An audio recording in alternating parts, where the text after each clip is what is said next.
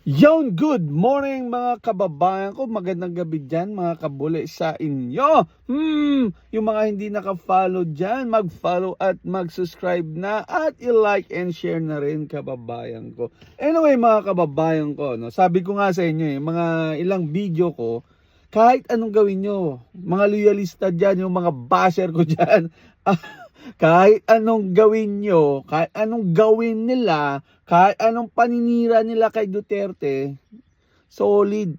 Number one pa rin si Sara Duterte. O mga Duterte. Number one pa rin. Kahit sino. Kahit anong gawin yung paninira, impeach dito, impeach doon. Wala pa rin mangyayari kasi sawa na mga Pilipino, mga kababayan ko. Sawa na sa inyo, yung mga pambibintang nyo lahat. Yung wala pa rin kayo kadaladala. Hindi pa rin kontento sa isa. Talaga kapag natapos, meron na naman. Ngayon may pa-box na naman na kayo. Parang ano lang yan eh. Parang erap lang nun yung may open na box para bumaba si erap eh. Alam nyo, ginawa nyo na naman. Mga kababayan ko, sawa na mga Pilipino sa inyo.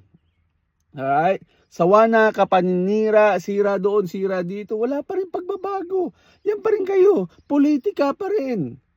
Takot kayo sa 2028 kay BP Sara. Kaya ngayon palang ginagawa nyo. Takot, obvious mga kababayan ko na takot kayo sa 2028. Kaya ngayon pa lang ginagawa nyo na lahat. Panira dito, panira doon, panira dito. Yan ang trabaho nyo. Yan ba ang trabaho ng mga congressman? Di ba? Kasi mga kababayan ko, no, mga loyalistang bobo dyan, obvious naman ginigipit ang mga Duterte o si Sara Duterte. Ginigipit nyo. Lahat yan ginigipit nyo. Kaya ginagawa nyo, pati dito sa asawa niya, kay Mans Carpio. Diba? Buti na lang. Nag-file ng kaso. Tapos sino ba ito? Sila Jokdo, Dilima, si Luestro, tapos yung si Singiwe, ganyan. Diba? Lahat na lang gagawin nyo para masira lang mga Duterte. Kasi takot kayo sa 2028 kasi lahat kayo makukulong. Lahat kayo. Kasi lahat kayo mga nag-i-impeach lahat kay BP Sara dyan. Lahat yan nasa list ng mga maleta-maleta at mga sa flood control. Ito mga bobong mga loyalista to, mga basher ko to dito, mga nagko-comment. Bobo lang naniniwala sa inyo. Huwag kayong bulag. Huwag kayong bulag. O kailangan iuntog ko pa kayo sa pader para gumising kayo mga inayupak kayo. Obvious na nga, tanga-tanga pa rin kayo. Kaya wala nangyayari sa buhay nyo kasi ganyan kayo. Pinaniniwalaan nyo yung mga maling sistema. Mga bobo, tanga. Mga loyalista na to. Mga basher ko dyan, mga hayop kayo. Tanga kayo, kailangan nyo yata iuntog sa pader para gumising kayo eh. Huwag tayong tanga-tangahan. Huwag tayong maging katulad nila itong mga congressman na to.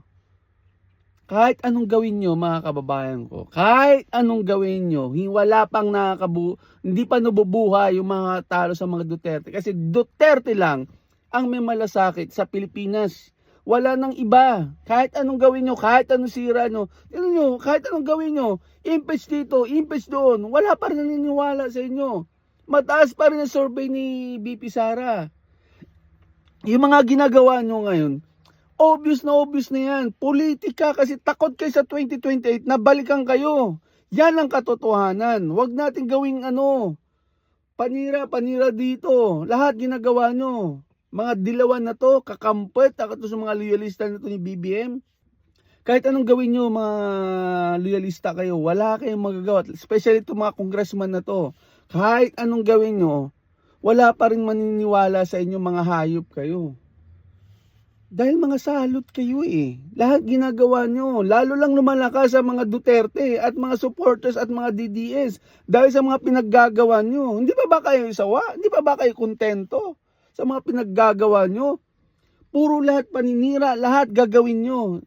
Diba? Sinira nyo na nga ang buhay ni Tatay Digong eh. Tapos ito naman ngayong anak.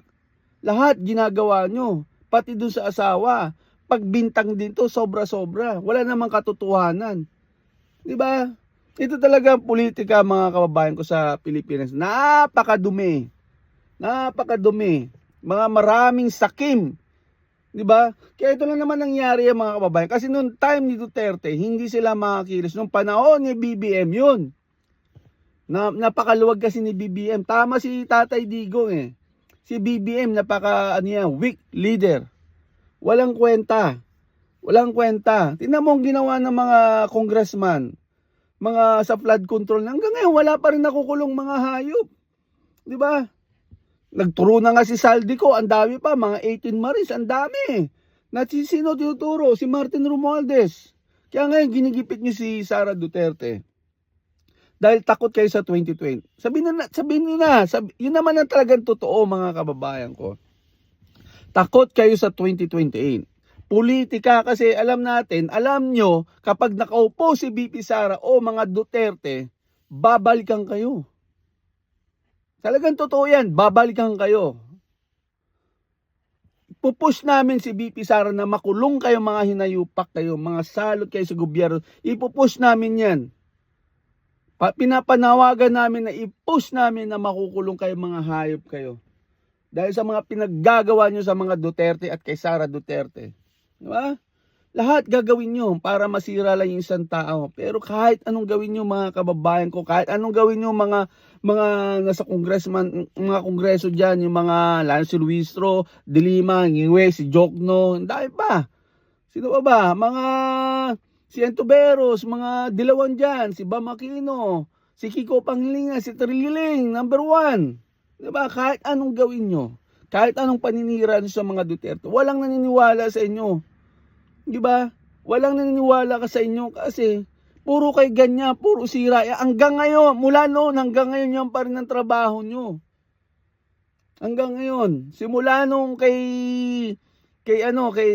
sa Ninoy Aquino. Hanggang ngayon yan pa rin ang gawa nyo mga dilawang kayo, paninira na wala namang katotohanan. Ito namang BBM na to, akala natin nagbago, 'di ba? Pero wala rin pala. Di ba? Budol ang nangyari kay BBM. So anyway mga kababayan ko, kaya na umusga sa mga taong ito, yung mga congressman, lalo na si Luistro, lahat gagawin nila para masira lang mga Duterte. Pero kahit maniwala kayo sa akin, hindi pa nabubuhay ang mga tao sa mga Duterte. Hanggang dito na lang.